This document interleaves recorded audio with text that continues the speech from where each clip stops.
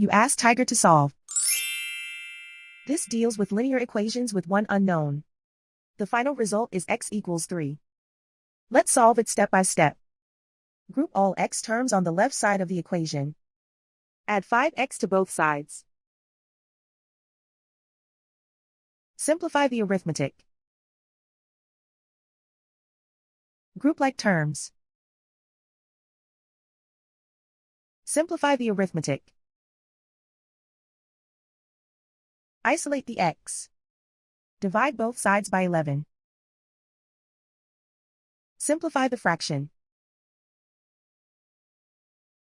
Find the greatest common factor of the numerator and denominator.